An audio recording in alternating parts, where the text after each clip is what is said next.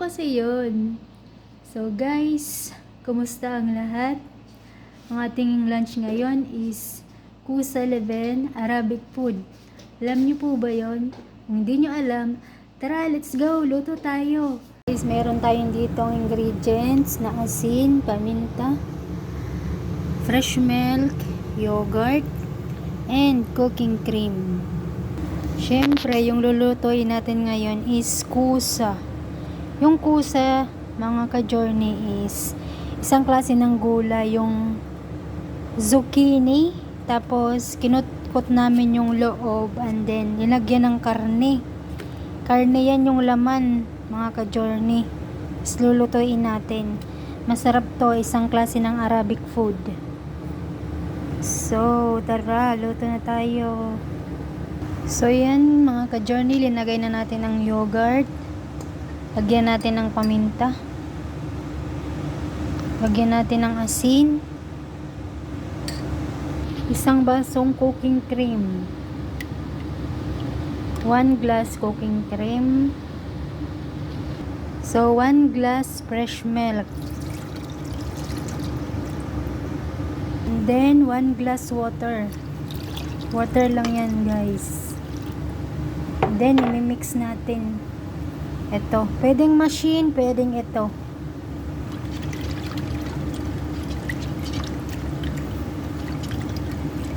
Pagkatapos nating ma-mix, isasalang na natin sa apoy.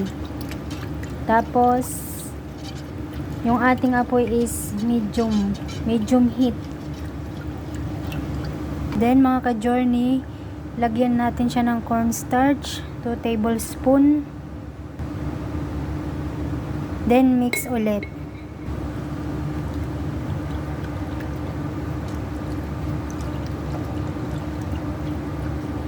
Pagkatapos, isasalang na natin. So, yan guys, mga ka-journey.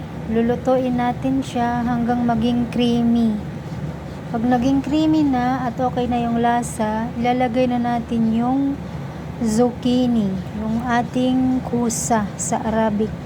Ang tawag ng pagkain na ito, mga ka-journey, is kusa leven. Kusa leven. Yung leven is yogurt yon.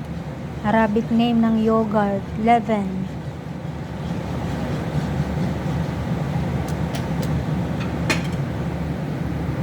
So, ayan mga ka-journey, yung ating kusa, yung ating zucchini, ilalagay na natin. Ano to siya, yung prinito namin. Kami lang gumawa nito. Tinanggal namin yung loob, tapos nilagyan ng giniling na karne na may timpla. Ayan. So, okay na yung ating leven. Ilagay na natin ang ating zucchini or kusa. Ayan.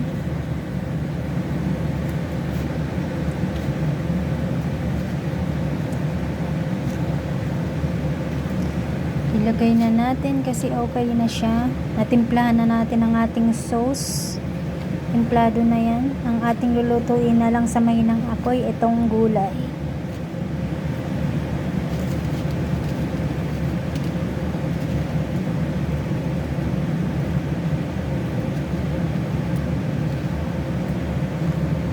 So, ayan mga ka-journey, nalagay na natin ang ating pusa or zucchini. Konting halo, dahan-dahan, baka madurog kasi half cook na to siya. Naprito na namin to sa oil bago i-freezer. Nag-i-stock kami ng ganito kasi pag gusto nilang kumain, ready na, ilalabas mo na lang tapos lulutuin mo ng ganito. Hindi na yung magkukurikot, hindi na. Lulutuin na lang talaga siya. Ayan. Tapos cook natin siya for 15 minutes. And then, tapos na tayo. So, ito ngayon yung lunch namin. Kusa leven, Arabic food. Tatakpan na natin mga ka-journey. So, ayan. Cook natin siya ng 15 minutes sa mahinang apoy. Mahina lang. So, So ayan guys, luto ng ating zucchini, ang ating kusaleben. Finish na. Gawa naman tayo ng kanyang partner na rice. Ayan. So yung partner na rice, white rice na may sharia. May oil. Lagay na natin yung sharia. Ayan. And then anuin natin siya. Gawing brown. Halo-halo lang hanggang maging brown. So yan mga ka-journey, haluin lang ng haluin. Kailangan hindi siya masusunog, brown lang talaga siya. Ayan, malapit na. Ayan, okay na yan mga ka-journey, yung kulay na yan, ilalagay natin ang ating rice. Next.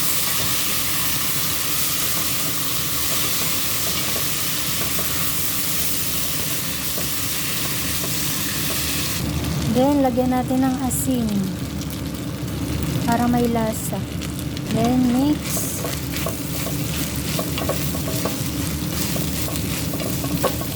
Next is hot water. 1 glass of rice, 2 glass of water. Ayan. Tapos, lutuin natin hanggang sa mawala na yung sabaw. So, ayan na mga ka-journey, luto ng ating white rice na may sharia, kapartner ng kusaleben. Ayan, luto na yan siya guys. So, takpan na natin.